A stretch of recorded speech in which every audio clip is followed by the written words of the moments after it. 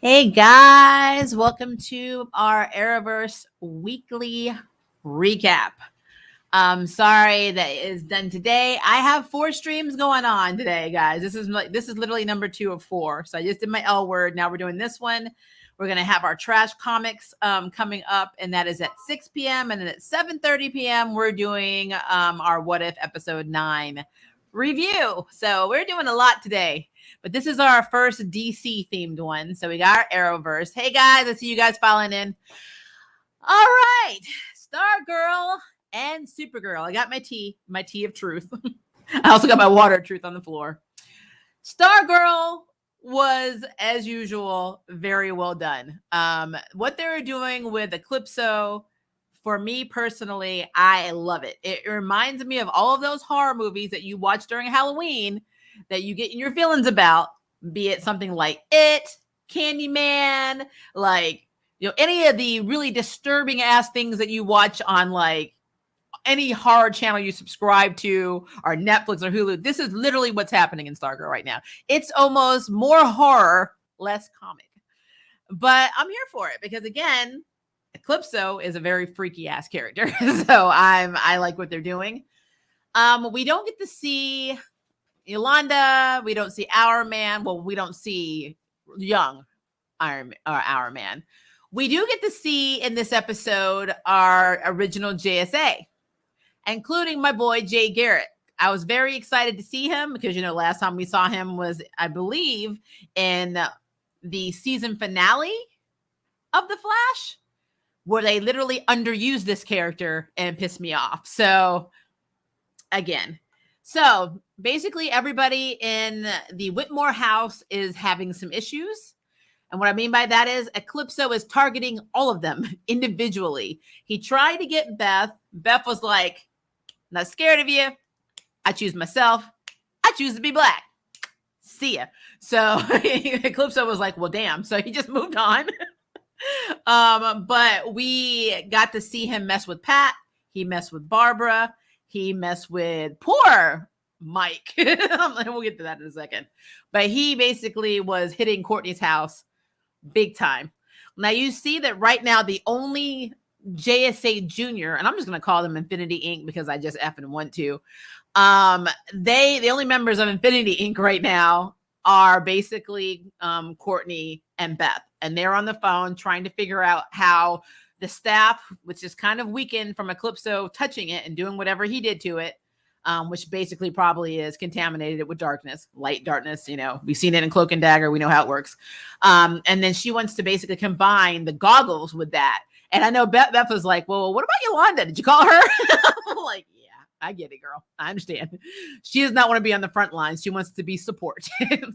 But I think it's interesting that, that it's basically the two people I feel like don't communicate enough are the ones that are left on the team. So, but there's that. And remember, a secret was being kept from Courtney and the rest of the team. Even though Pat's like, we're not going to do that anymore. Full disclosure, we're not going to, have any of these issues where, we keep things from each other, causing all of this crap to go down, because let's be fair, it's the Arrowverse. And if you're not transparent in the Arrowverse, people just die. It's just what it is. So, all right. So let's start with Pat. So we get to see a lot of flashbacks of how he was treated by the original effing JSA. They don't consider him a member of the team.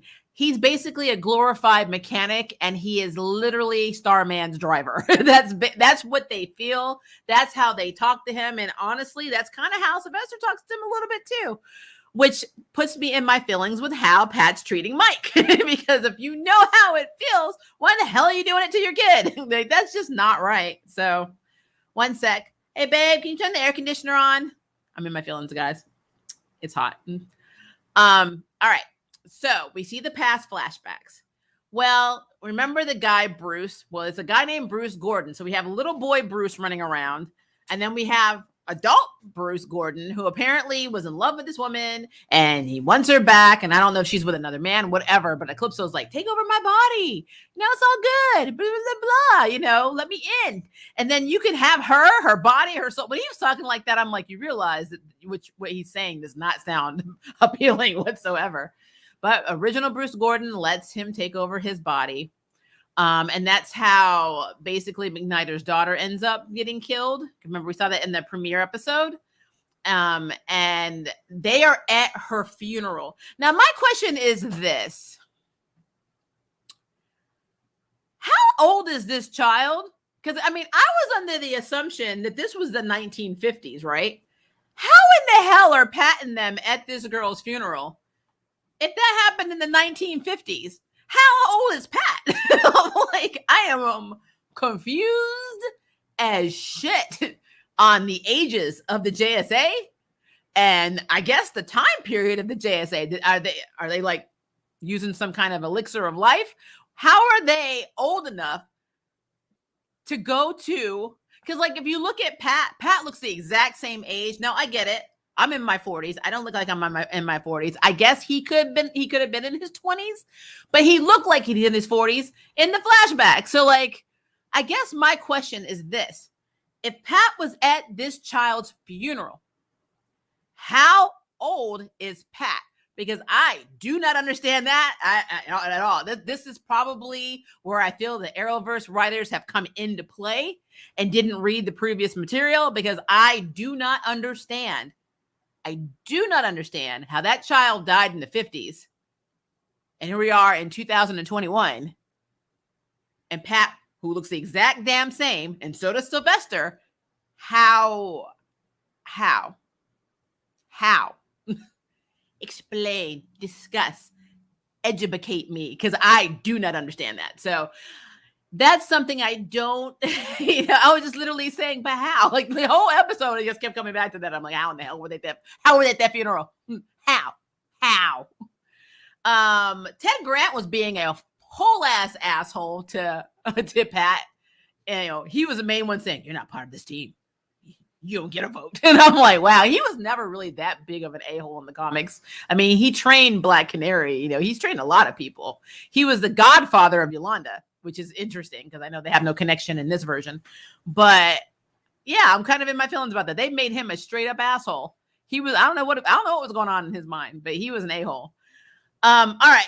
So Pat's big secret is that they basically took a vote to kill Bruce Gordon to seal him more than likely into the Black Diamond. Some were saying yay, some were saying nay. It all came down to a vote, basically. So all of them came down. It was, of course, we had Starman, we had Wildcat, original Wildcat, we had Jay Garrick, then we had Pat. And the original Our Man was there. And of course, Our Man was like, they're going to try and kill my family. So, I don't want to hurt anybody, but I'm going to F a person up. So I'm down for taking this dude out. And Jay is like, we don't do that. We're the Justice League. We don't murder people. And then, of course, Pat's like, this goes against everything that JSA stands for. So Pat and Jay were no.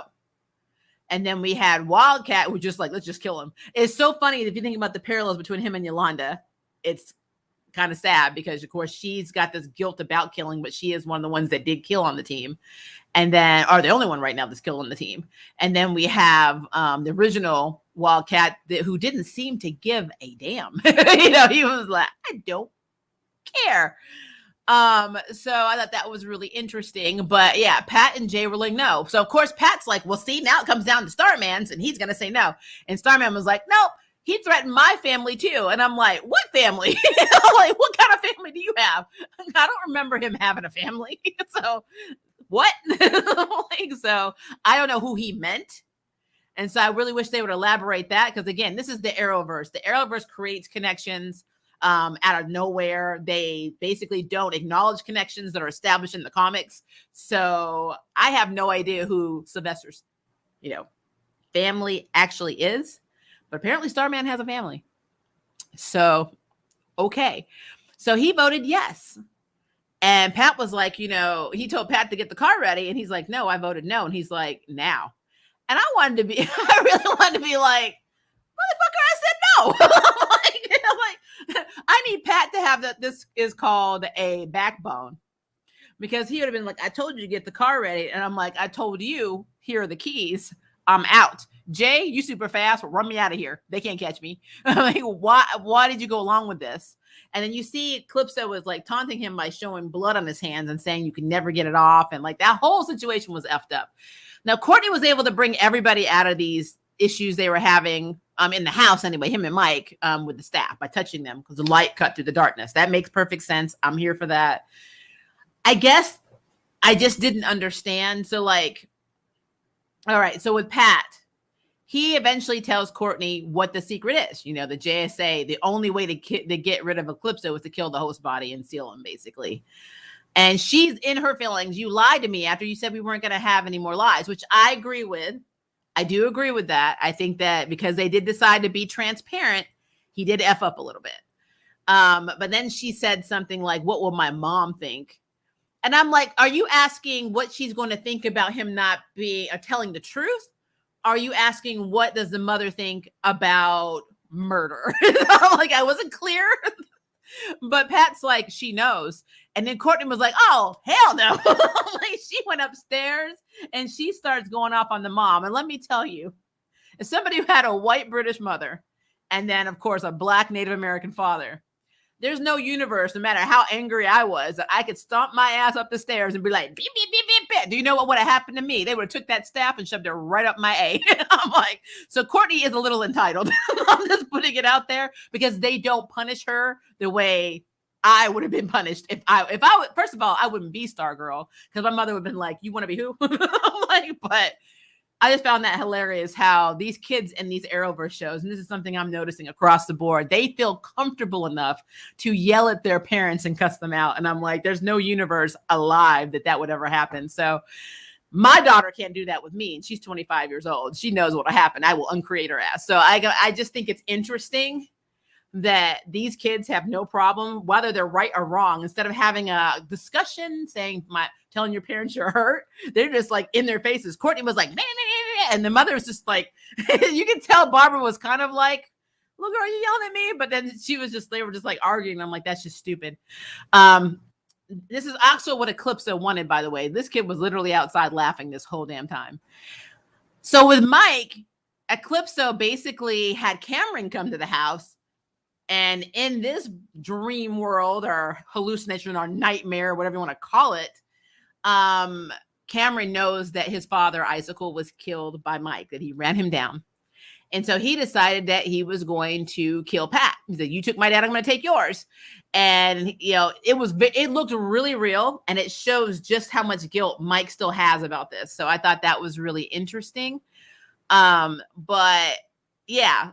Of course, Courtney was able to break that too, but I thought it was cool that like he was completely in his feelings, right? He's just been attacked by, Eclipso.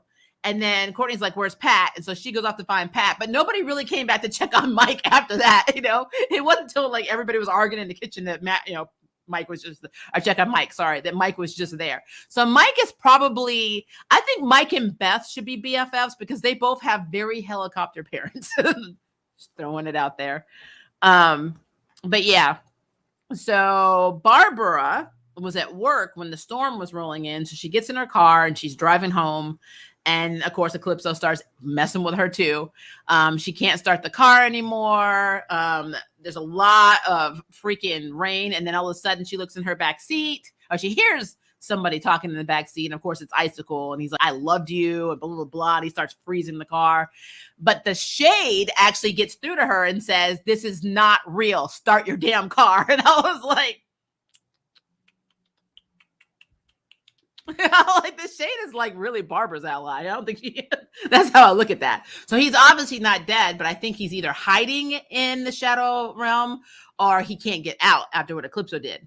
But he was able to reach her and tell her to start that damn car. And she did, and she was able to get home. So she didn't need to be saved by Courtney, but I thought that was interesting. But yeah, this is a very interesting episode. Like I said, seeing that the JSA is not as heroic and, as important to justice as Courtney believed, because they were all, like, not all, but they were pretty much gung-ho over murder, was interesting. Also, I think it's interesting that they name dropped that the Green Lantern could not stop Eclipso, which I'm going to be true to you. How the fuck is that possible? I'm sorry. I think the Green Lantern could have held out against Eclipso, but for plot purposes of this story, then I guess I have to accept this. But the only reason I mentioned the Green Lantern, because they name dropped Dr. Fate and a bunch of other people, or somebody else. But my problem with this is that, first of all, Dr. Fate versus Eclipso, come on, guys. But if we're going to go get Jenny in the next episode, and she's literally the daughter of a Lantern, and the original Green Lantern could not stop Eclipso. Do you see where I'm going with this? If they are able to stop because of Jenny, it makes no sense now. You literally just said that they have no way of stopping it without killing the host body. And another disclosure, who in the hell is the host body? Because if they kill Bruce Gordon, then who is he in that they have to kill? Because I know they were able to release him from the Black Diamond, but does he still need a host to keep him tethered to this world? Or can he just freely walk around? I mean, it's interesting. Like, they've set up a lot of stuff that I'm hoping is still the original writers and not the Arrowverse writers, because this can go south really fast.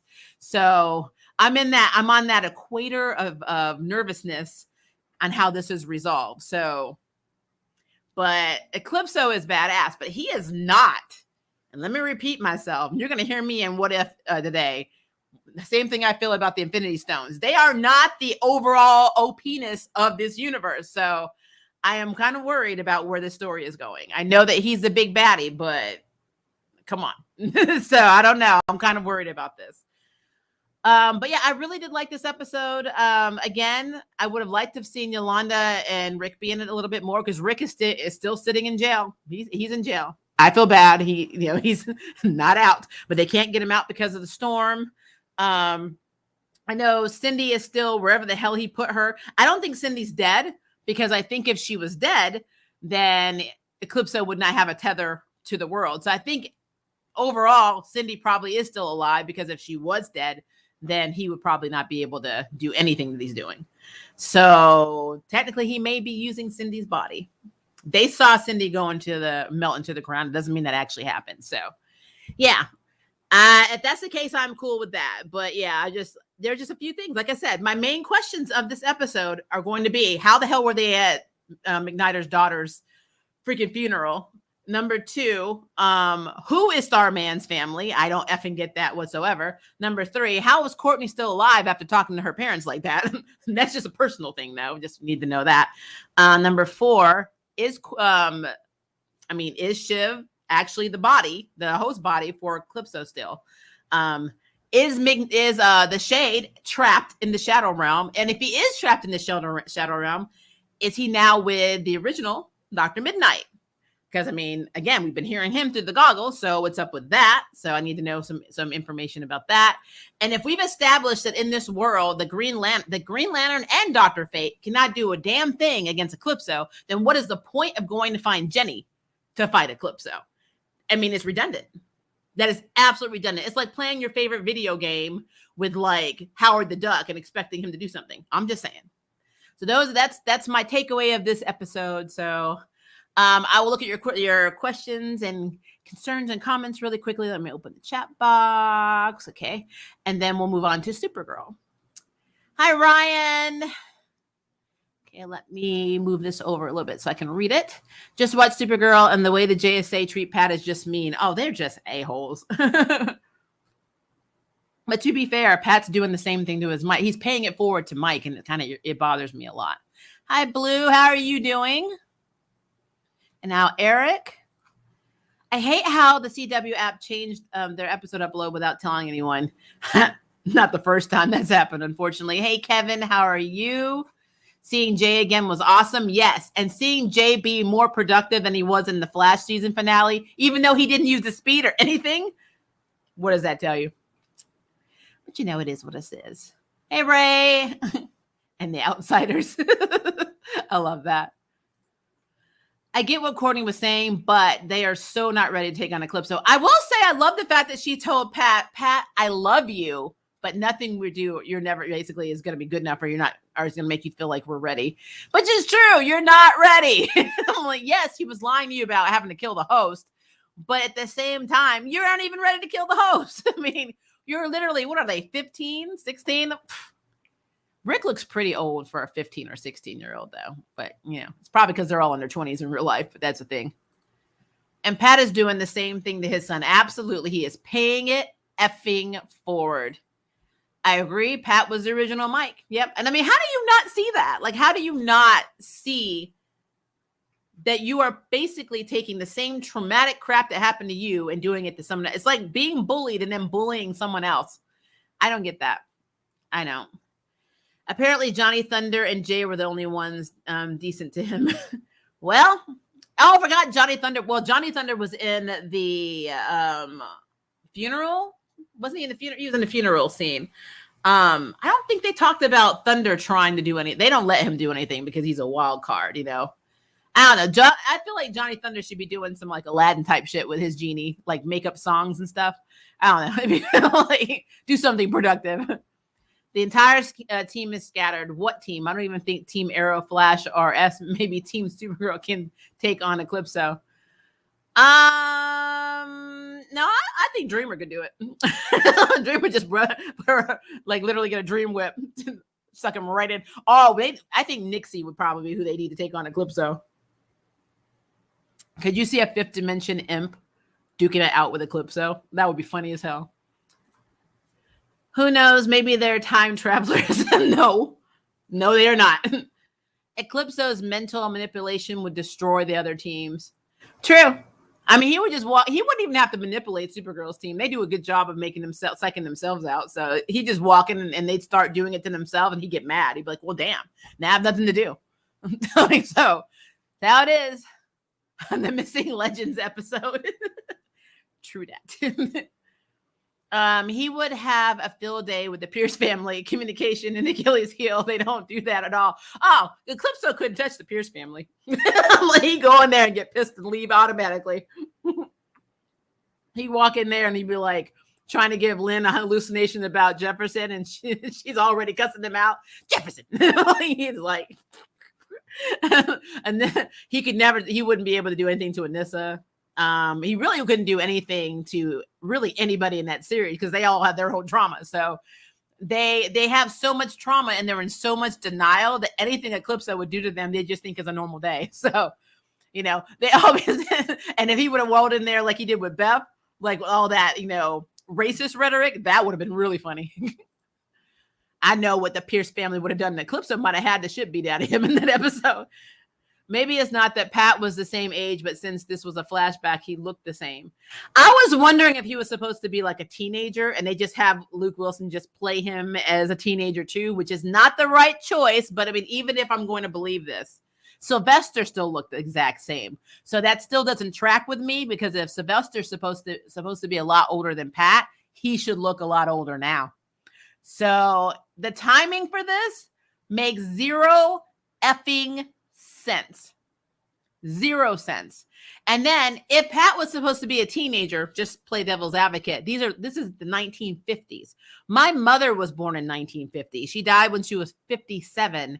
So that would make Pat basically 57 or 58 years old, which would make Starman, if he's 10 years older, in his late 60s. Do they look like they're in their late 50s and late 60s to you?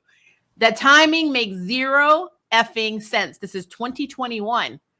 So I'm confused. I am very confused. I got that there's a way of humanizing superheroes because they're not perfect. So you think that's their way of doing it? I mean, superheroes have always struggled. Even in the comics, superheroes struggle with killing. I mean, all the time. Like, all the time. So, I mean, hell, Superman did it for how long? And then Lois Lane and the whole injustice shit happened. And he was like, all right, we're down with killing now. Like, you know, Batman struggles with it all the time, even though I think he should sometimes just let go of that, you know, that basically was holding him back from taking out that damn clown. But that's completely besides the point. Yeah, it is what it is. In what world is Goggles higher ranked than Stripe the mech suit? Right? In Zero world. You are the Olivia Pope of the CW. Keep that spin. Oh, Lord.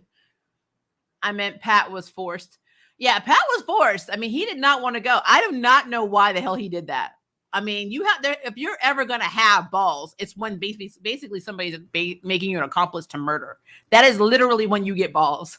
I don't understand. Of course, Barbara would know the big secret too.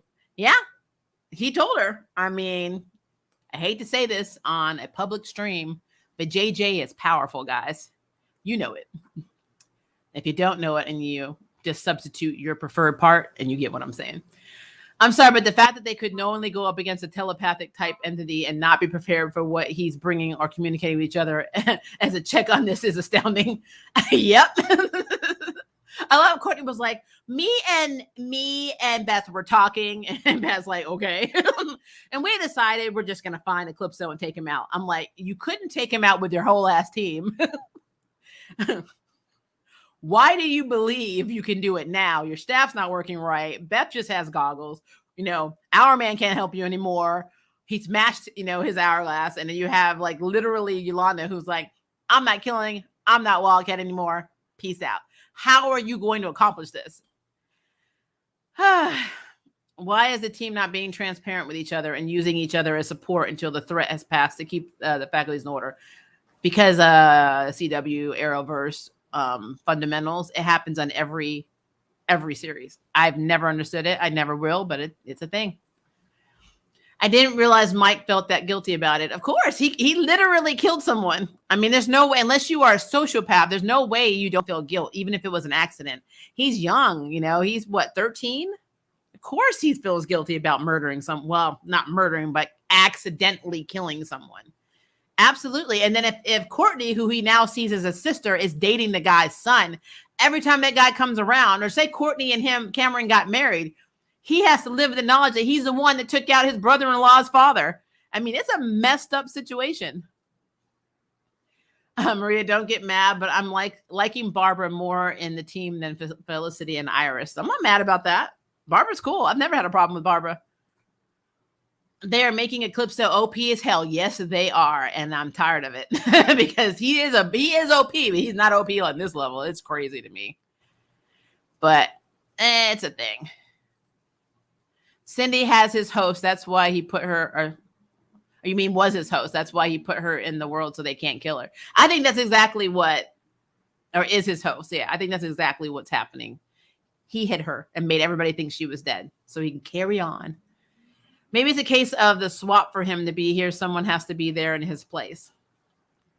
I mean, it would be interesting if the reason that the black diamond shards are reacting is because Shiv's trying to get out. That would be interesting. Jay's going to use up more budget than the rest of the team outside of Courtney. Yep, that one episode she comes in. Oh, that's going to be a mess, guys. That is going to be a mess. What is Jay going to do? I mean, they just established that Green Lantern can't do anything. What's she going to do? I have loved the actor since he was the original OG of the Flash on Sci-Fi Channel. Yep. Leslie's cool. I just want more of the Yolanda storyline with more scenes with her family. I just want to smack the hell out of her family. I want to smack her family. I want to smack her parents and her grandmother with Beth's parents. That's what I want. Maria, you ever watch Wynonna Earp? Well, if you look on my playlist of reviews, you will see the answer of that is yes. I have watched Wynonna Earp. Haha. Yolanda's actress is actually 29. She looks very young. So she's almost 30. I know that Courtney's, I think, is 24, 23 or 24. Yeah, they're all in their 20s. But Pat is a mechanical genius, though, right? To build that mech. What's his son really bring? I mean, we don't know. Mike's pretty street smart, and he seems to be catching on. We really don't know what Mike's skill set is because nobody lets him do anything. They literally have him throwing papers. His dad didn't even realize he was being bullied and beat up like for the longest because he is a helicopter parent to his biological child, but not to his stepchild. And that is such a weird thing. It's so weird. And I feel like Mike has bonded with Barbara and now Courtney's has basically bonded more with Pat. And so I don't know. It's like the reverse Brady's. It's very strange. I was saying of the Arrow team on team with S could do that. Could do what? Batwoman season 3 is next week. I know. And I'm going to review it. But I'm going to be honest. I'm like, so people have to be okay with me being honest. Dang it. What did I miss? We were just talking about Stargirl. Eclipso versus Rachel Roth would be very effing cool.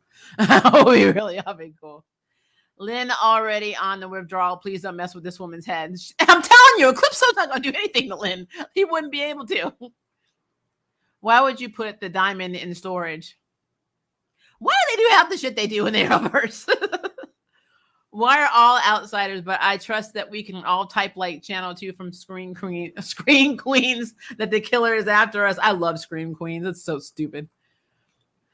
Communicate. Hey, I'm seeing things. You guys watch out, and this is what I am seeing. Why can't they just do a Zoom chat? I'm like, so does Jay know that there is still a multiverse, or is he just a completely different character now? They've never established if this is the same Jay, because one Jay died, remember, on the treadmill. Another Jay died. Then there's a Jay that was with Bart, and then there's this Jay. So I don't know if this Jay is the same Uncle Jay as Bart's Uncle Jay in The Flash. I have no idea. Because this is Earth 2. And Prime Earth seems to be the Jay, that current Jay that's technically still alive now. I don't know. It's all confusing. Of course, Godspeed killed him and then he wasn't dead. I don't know. When they defeat Eclipso, so who will be the new villain? They have lots to choose from. The Scarecrow with Red Hood. Can you see Red Hood? Oh, Lord. Are you a Wayhat fan? Of course. I'm like, of course. There was a video I did with River just talking about what happened in their relationship in this last season and an episode that broke the internet. So I have that video, Ray. You should watch it when you have a chance. I keep forgetting Pat and Barbara are together. I know. And I said this last season. I know they're trying to make them have more of a marital bond. They didn't have a big one last season. And I do feel like they are communicating and acting more married now. But honestly, she had more chemistry with Icicle last season. And so it's a thing. I feel like when you remember Batwoman season 3, you just give up on life just a little. I mean, you have to put yourself in another place. That is absolutely certain. All right. So we like Stargirl. Dark. Just those questions that I really, really need answered. Because, again, I don't understand how Rebecca McNider, the daughter of Dr. McNider, how in the hell were they at her funeral if it was set in the 1950s? I mean, I think that episode even looked like it was in black and white for some, when she died, basically. How in the hell were they at this child's funeral? I think that's the overall question besides Starman having a family that I don't understand. So, yeah. Let's see. Supergirl. So Nixley got the courage totem last week. And we all see that remember that Kara tried to do the gauntlet and she failed. So now, of course, Nixley has this totem. They have to get it back at one point, but she has the next totem. So right now it starts off, they're at Kara's place. They're getting ready to play game night, which I'm assuming they get into Kara's place when she's not there because Alex has a key. That's the only thing I can think of. I mean, because otherwise these people are like literally breaking and entering all the time. So, it's a thing. So remember, Kara is still able to feel all of Nixley's emotions and vice versa, but she can't see what she's doing. She doesn't have like visions of what's happening. She can only feel if she's sad, happy, whatever. So she didn't want Lena to fix it, but Lena basically suggests that she's going to get her mother's book of spells and she's going to work on trying to find a way of using some of the fifth dimensional energy and totem energy to try and find Nixley, like a beacon, I guess. So her mother's book of spells, which is not the book of shadows, which I guess it really should be, because again, Lena seems to be the new charmed one, it was a very interesting part of this episode, because Lena, who is a straight scientist, has got to figure out how to use this book of magic she's never used. And for some reason, this is something that always bothers me about the Arrowverse. You have a whole ass reference of somebody who can help train you via the friend who told you were a witch in the first place, but you don't go get her and bring her back to National City. No, you decide to try and do it on your own. And I'm like, whenever you do that, it's like, okay, this is not something you can learn to do watching a YouTube video like Ryan did in this Crisis on Infinite Poop when he learned to fight. No, this is something, it's magic. It's something you need somebody to help you with, because you don't know what the hell you're doing. And it's a critical thing. Like, you need to figure out how to cast this spell. It's very critical. And you're like, I'm going to do it like a science, project. This ingredient goes here. It's almost like she was on the Great British Baking Show and she was trying to make sure all the ingredients were right. And I'm like, what the hell is happening? I'm like, and then on top of that, the first attempt she did to try and cast a spell, she broke Dreamer. Dreamer basically became dyslexic so severely she literally, her equilibrium was off. She could not tell her lefts from her rights. She broke her brain. And of course, Lena's like, oh yeah, but it'll wear off. And I kept thinking, how do you know this? You don't even know how to do the spell right. How do you know it's temporary? You know what I mean? It's like, who told you this information? Nobody, because you didn't go get the woman who gave you the damn book. You wouldn't got the book, but you didn't bring the woman back. What the hell? I'm like, Lena, you are not the dumb one in this show. What is wrong with you? So I felt like Lena was a little character assassinated this episode. And then they did something else in this episode that always bothers me. And you've seen this on The Flash. You've seen this in every Arrowverse show. Whenever a character has to do something very quickly, and what I mean by very quickly, like, it's dire. We have 10 seconds or 10 minutes on the clock where you have to defuse a bomb, or you have to cast a spell, or you have to do that. And they fail like a million times, right? This is what the main character does to this character. Well, we don't have any time, so you got to do it now. And it's like,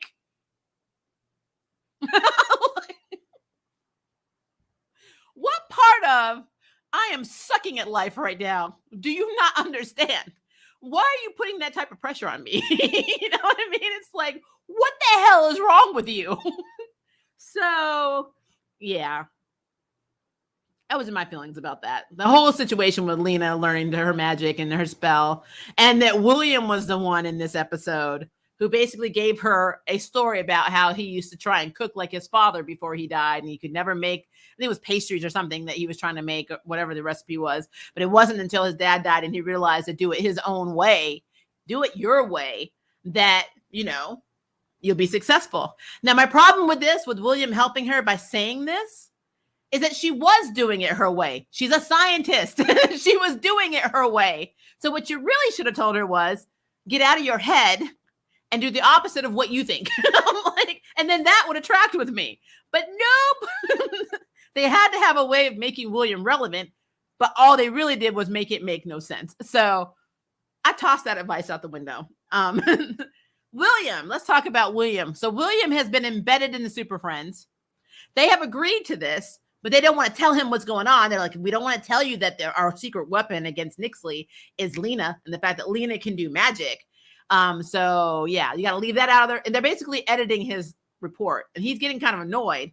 But at the same time, Andrea, and I get that Andrea is worried about losing the paper or the magazine, but like, she is so anal retentive right now that I don't like her. Like, she's like, well, you basically just need to do all this. You're in there and you trust you and blah, blah, blah, but you don't work for them. You work for me. And if you don't give me the stories that I want, then don't bother coming back. And I'm like, and, William got a little bit of a backbone at the end where he's like, I'll just take my shit to the Daily Planet. But my thing is, you're a very intelligent person. Why the hell didn't you come out swinging in the beginning with that? I would have been like, so you're going to fire me, Andrea? Cool. Let me call back Perry White, or whoever the hell is running the Daily Planet right now, and ask him if he wants me to work with me, because I can tell him I'm embedded with the Super Friends. Why did that not come out of his mouth immediately? Why did you let this woman roll on you like that? That makes no sense. She did it last week too. That should have been a one-time thing. She would have been like, blah, blah, blah. I'll be like, let me shut you down. There are other papers I can work at. Stay in your lane. I'm like, I'm just saying. Am I the only one that felt that way? I don't know. It irritated the shit out of me. It really did. I love the scenes with Kelly and Esme. Esme's foster family, they seem so ideal. We're going to get ice cream tonight and blah, blah, blah, blah. And they just seem so caring. And then, like, when they go after the new totem, and the new totem was Hope. And it was like, Nixley started having these issues with her emotions where she was feeling, it was a humanity totem. And then she was feeling all the feelings. And so everybody essentially was not. They were all like beating the hell out of each other and blah, blah, blah. And then you had this one alien who seemed to be the same type of alien that Esme is. There's a scene where the adopted mother or foster mother and little Esme are coming back to the house. And then this alien like opens his mouth to set them on fire. And Esme does it back. And then he ends up running away. And I kept thinking, first of all, that little girl is badass. That tiny little girl was able to have more firepower in her breath or whatever than that whole grown ass one. So I said, that's pretty cool. But I will tell you this, guys. I already knew that they were going to have a child for Alex and for Kelly before this series ended. Because the whole reason that Alex broke up with Maggie is because she didn't want kids. And so I always thought it was odd that Kelly was working with a foster care program and Alex wasn't a little bit interested in the kid, because that's literally what you obsessed over. You were like, I want to be a mom. I got to be a mom. And it was literally Kelly's idea, even at the end of this episode, where they realized the family does not want to keep Esme because, she's trouble, I guess. But I'm like, you guys were the ones that literally left her at the door as a guard dog and had Guardian and Alex not shown up. That little girl, who knows what would have happened to her? But I knew that little girl was going to end up being their adopted daughter. I knew it was. I knew she was. From the moment they introduced that character, I knew it was either going to be her or it's going to be Orlando's little brother. And since Orlando was not dead, I knew it was going to be Esme. There's no reason to introduce her and keep her around this long if you didn't have a plan for her. So yeah, Alex and Kelly's new child is going to be Esme. So now this begs to question, when are they getting married? Because now they have a kid together, they live together, but they're not married. So just putting that out there.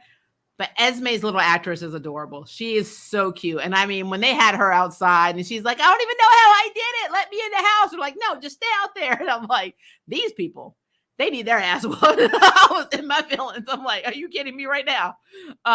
So was not happy about that. Okay, so we had, of course, I said Lena and Nia were working on, of course, her magic. And then she went from that to basically her and William are out doing this spell. And basically what they were, it was almost like a conscious thing. It's almost like what we saw in Stargirl, because Supergirl was kind of like, well, there's chaos in the city. And maybe if we just suck out some more humanity from people, like just suck out some more humanity from people, that'll make Nixley come out. And I'm like, and Lena's like, we don't hurt people to accomplish the goal, Supergirl. That's not what we do. And I'm like, Supergirl's trying to get in the original JSA. Just let it go. I'm like, she's trying to get in, because like the compassion and empathy of all of these people literally were already out of the people that were kind of like in the like blast area or radius of where the original totem was. And so Supergirl was like, okay, well, let's just do everybody else. It was so weird. Like, it was so weird that was where Supergirl went. Like, she was literally like, to fix stuff, let's just sacrifice these people for right now. And then maybe Nixley will come out to get, because she's got too much going on and she feels too much humanity. She'll come out and she'll reverse it. And Lena's like, there's no guarantee that's going to happen. What the hell is wrong with you? But then what's so odd to me, guys, is that she turns around 5 minutes later and agrees to do it. And I'm like,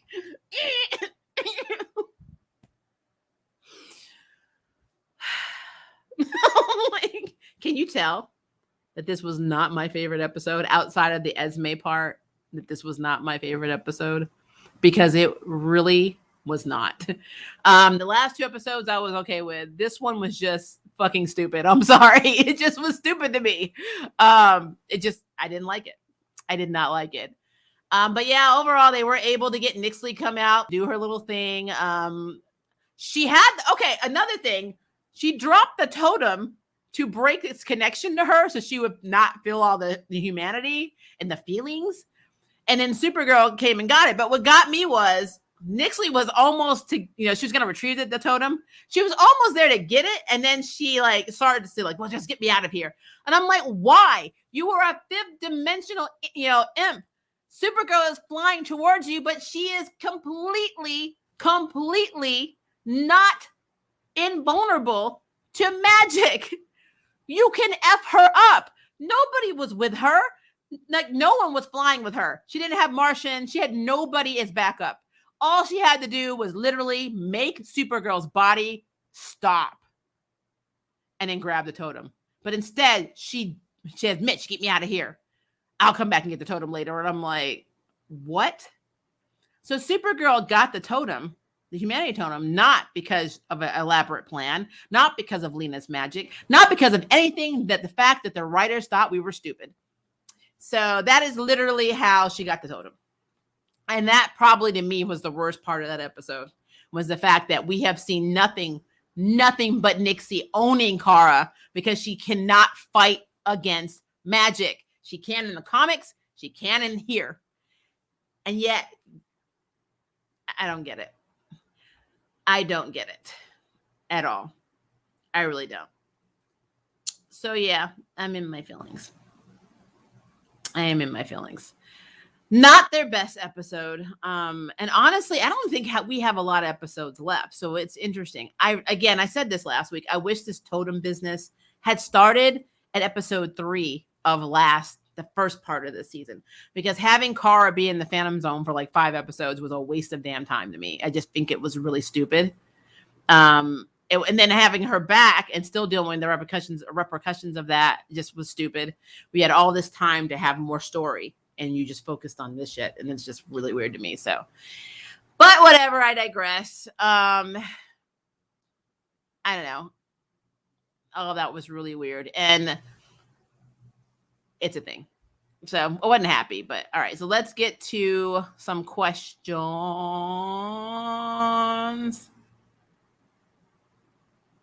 Okay.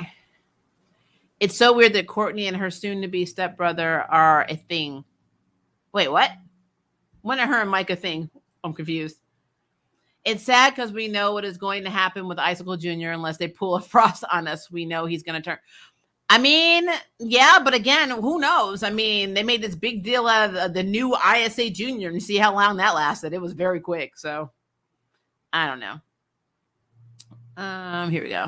The scene where Kara bust out laughing hysterically was creepy. All during the game, especially when they were talking about Esme, placing Esme. That was very inappropriate. I agree with that.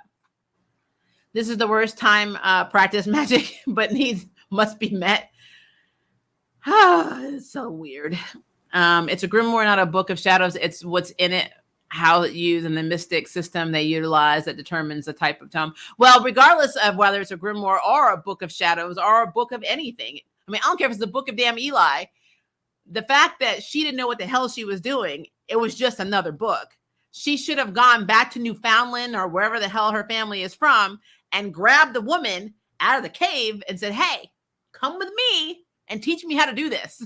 But that never happened, and I don't understand why. It was really weird. I love how Katie McGrath's natural Irish accent is more and more noticeable in use. Yeah, it's coming out. I remember her time in Merlin.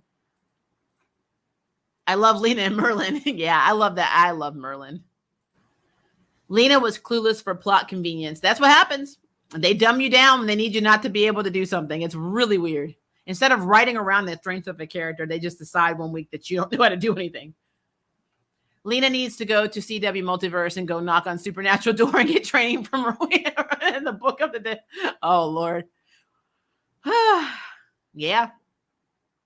Lena is a baby witch going up against a fifth dimensional being, not even possible or plausible for 4 seasons from now. I agree with that 100%.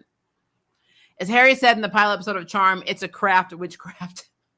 I mean, she literally didn't even believe in it. You know what I mean? It's like, I don't believe in magic. I mean, fairies in Peter Pan's world should have just dropped out of the sky because of Lena. And now she's like, let me go practice some spells. I got this. I mean, I appreciated him telling Andrea to step off and let him write this story his way. Yeah, but he should have done that in the beginning. I don't understand why he let her in his face like that many times. It's weird. And why isn't she doing that to Dreamer, which is interesting? Esme's fosters were too nice, so I knew things would get bad. Well, especially in the Arrowverse. Whenever you have parents that are just very Stepfordy, something's wrong with that. Little Esme is just adorable. Yes, she is so cute. She really is. I was like, you adopted an alien child. You were just expecting her to have not have powers. I know, right?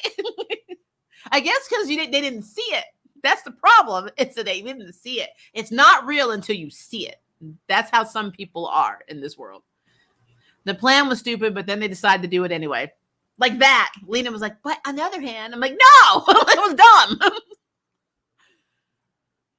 Also, am I the only one who finds it hilarious that Lena is a witch and Katie McGrath played Morgana? Yeah, and there's a Kara and Morgana fan fiction.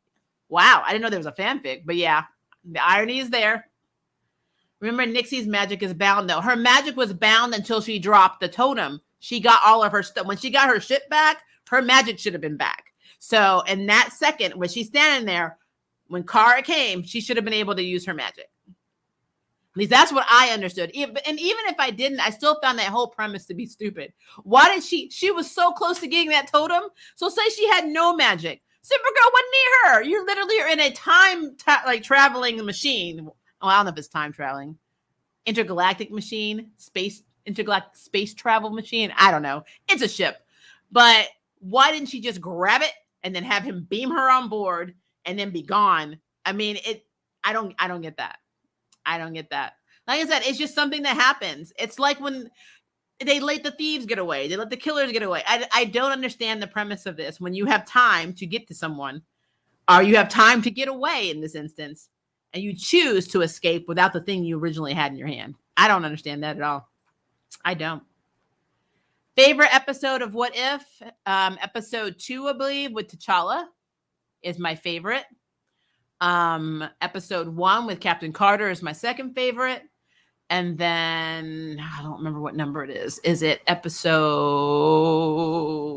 6 or 7 with Killmonger?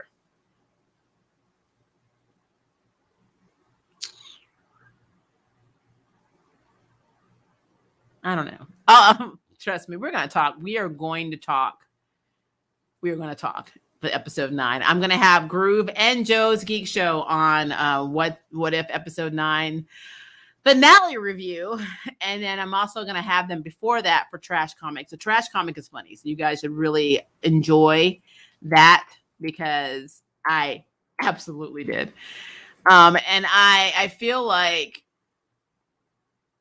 I don't know. I feel like there's a lot to discuss with What If. I don't want to do that now because I don't want Angry Grandma to come out. So don't make it happen. Don't make it happen. Oh wait. Oh my God. Sorry. Mixie has a power dampening placement on, so she can't use her powers. I apologize. So if she still had her dampener on, that's fine. But at the same time, she still had time to grab that totem, guys. She had time. Supergirl was like, and she was like right here, and all she had to do was grab it and say Mitch, and Mitch would have been like, got the button, because I mean he did it in the episode. He teleported her when she was literally in the room with them. Like I don't understand. Somebody educate me, please. I confused. Let's see. I'm loving sneaker wearing Lena, but she looked really smoking hot in heels. Well, she's gorgeous anyway. I'm telling you though, guys, a missed opportunity for me is her and Kara being a couple. Again, Kelly is sweet and the actress is gorgeous. And it's the same problem that I have with Ruby. They're very gorgeous women. They're very sweet. Tons of potential on their character, but they didn't need to be into a relationship with another character in the show. They could have stood out on their own. I'd have preferred Kelly to just take over her brother's role. She could still be gay. She could still be queer like us. I don't care. Maybe be in a relationship with somebody else that they didn't F up like Mr. Terrific, and then go and be Guardian and not be Alex's girlfriend and then Guardian. I would have preferred for if Alex was going to be queer, to have another partner that had nothing to do with them, and to hook up Kara and Lena, because the chemistry between those two is insane.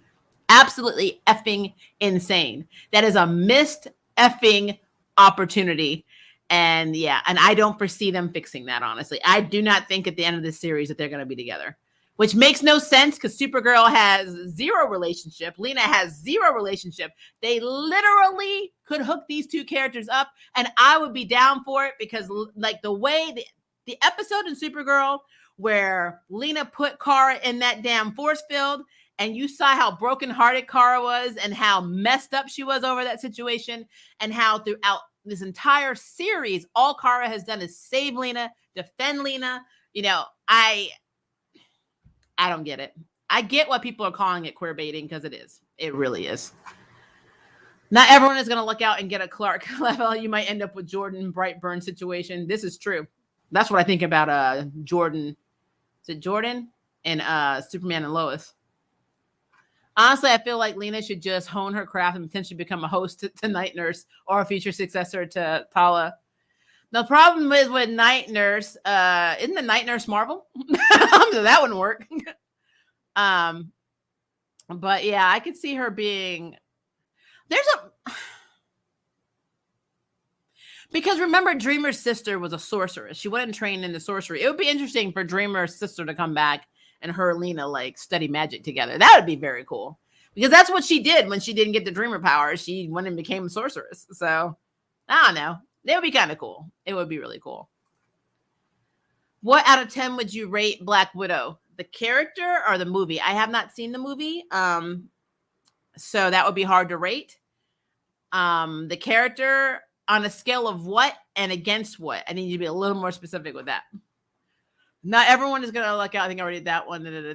Sorry. Maria, do you have a favorite season of Supergirl?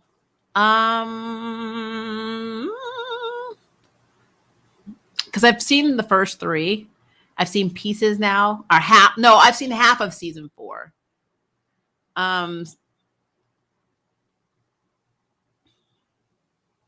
It's hard because CBS had season 1. And it was almost like a completely different show. So if I'm going by CBS, then I would say season 1. If I'm going by what I've seen, probably season 4 so far. But there are episodes also that I don't like. So I don't know. The writing is just weird. It's all over the place. So it just bothers me. And plus, as somebody who loves Martian Manhunter, the fact that he is dumbed down so much, it just irks me because I keep thinking of all these situations they keep getting into. And I'm like, this is nothing for Martian Manhunter. Why are you doing this? Like literally he can make his entire body intangible. I don't understand. He can mind control you from Watchtower in space. Why are you doing this? I don't understand why he is so milked down, and it just bothers the hell out of me. So it's a thing, guys. I need Kate McGrath to play a lesbian in a healthy relationship, please. Yeah, she was playing a lesbian in another show. I remember somebody talking about it. I haven't seen it, and they showed me scenes from it, and it was pretty toxic in that too. So I don't know. Honestly, I wish they had made Wynn gay. They could have. I mean, there really was no skin in or bi. There was no skin in that game. Do you think they're gonna put Lena with William? They better effing.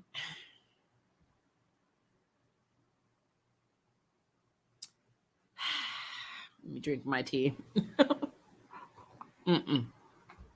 I'm saying no.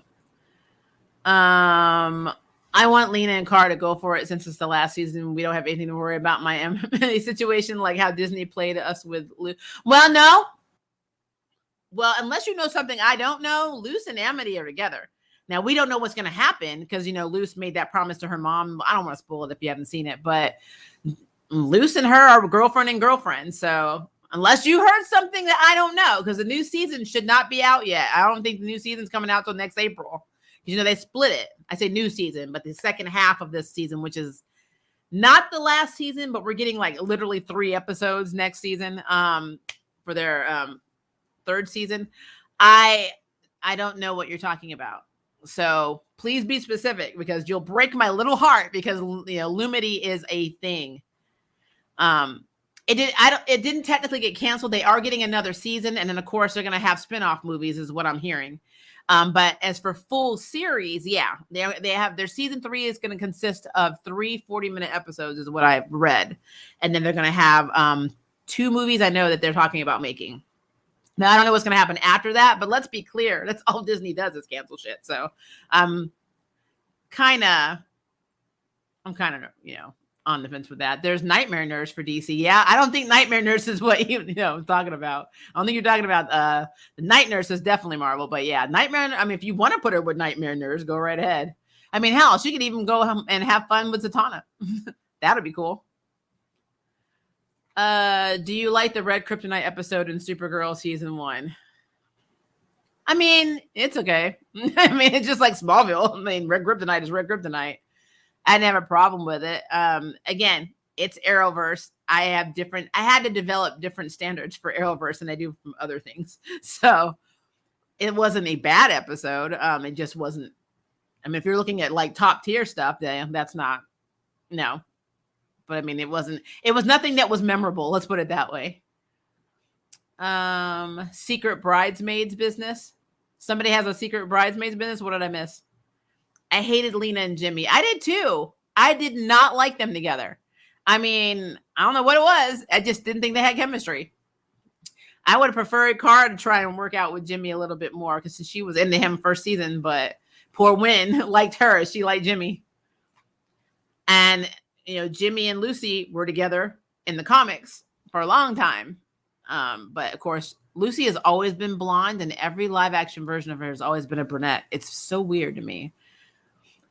We already talked about that.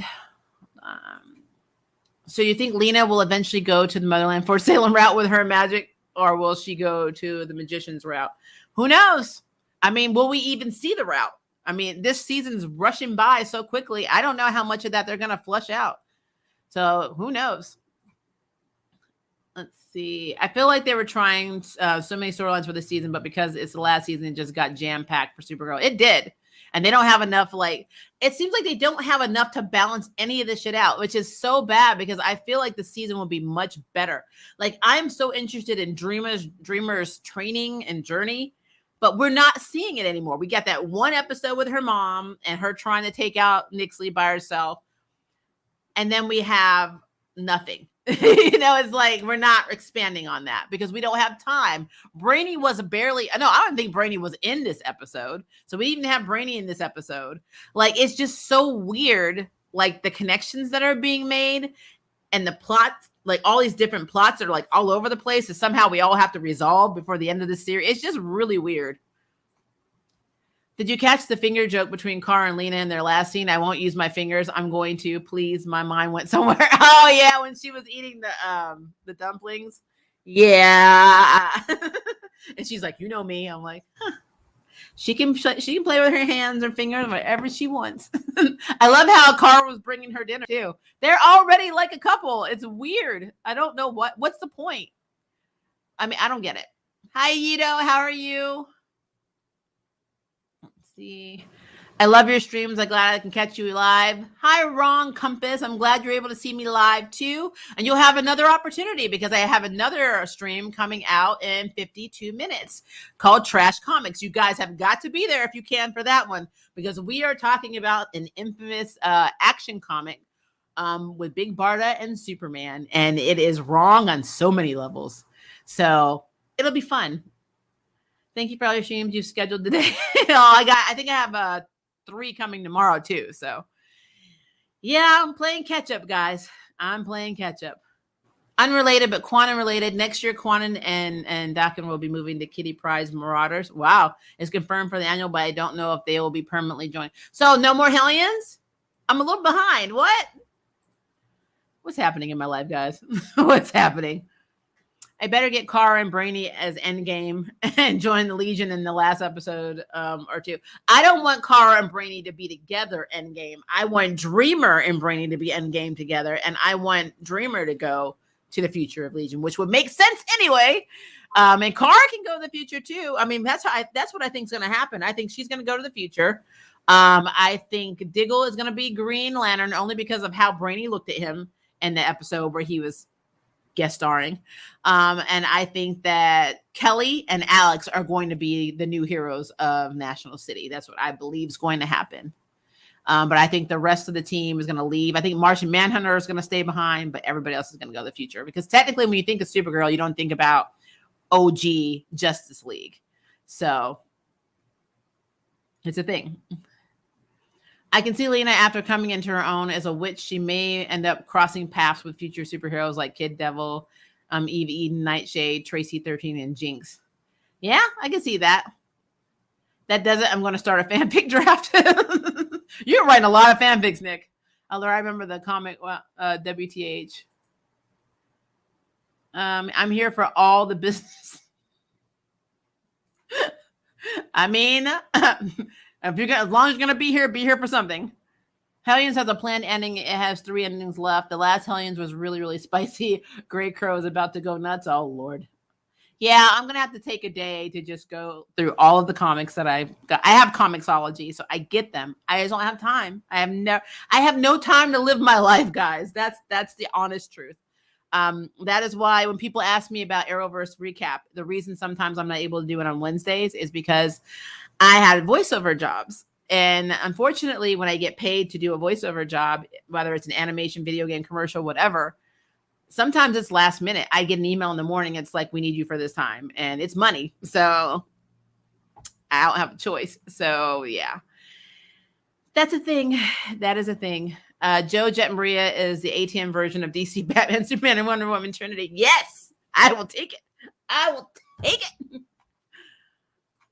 I mean, what else can Dreamer do? I mean, like Sam Al. Dreamer's a very cool character. She's very cool. We'll have to talk about Dreamer, but I don't have a lot of time because I'm gonna have to cut this short in a minute. It's already 5:11. I got it ready for the next stream, guys. Wasn't they captured by this man named Sleaze? Yep. Like I said, Nicholas. It is a mess. It is a mess. You want to see me clown? Trash Comics, 6 p.m. Central Standard Time.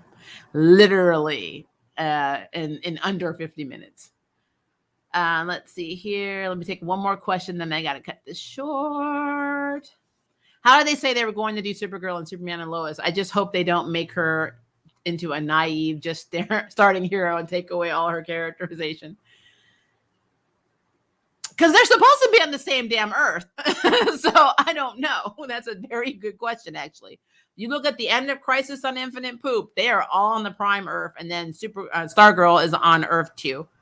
So, and then I don't know where Titan's in there. I don't know if they're Earth 3 or 4. I don't know what they're supposed to do. But yeah, like I said, it's going to be a mess. Now, next week, we are going to have our Arrowverse recap. I don't know if it's going to be on Wednesdays. I might move it to Friday. I'm not sure yet because we have 4 shows coming. We have Legends coming back. We have Batwoman. We're going to have, of course, Stargirl, and we're going to have Supergirl. It is a lot easier for me to do that on a Friday than it is for me to do that on a Wednesday. So it may be a Friday thing, which means if it is, then I'm going to try and see if I can do Trash Comics the same day as well, because that is something that needs to happen. And then when Hawkeye starts, that will also be a Friday thing, because I'm sure Groove is going to want to be in that one. So Hawkeye will be the next MCU, I think, show coming out. So yeah, that should be fun. But yeah, we're catching up, guys. We are. All right. If I did not answer your questions, please post them below. I will get to them. I'm slow, guys, but I will get to them. If you have any questions, concerns, whatever, also put them below. If you can, go to my next stream, which is happening in under 40 minutes now, or almost 47 minutes. Then the link is in the community tab. So look for the one that says Trash Comics. Click on that link, and that stream should be starting soon.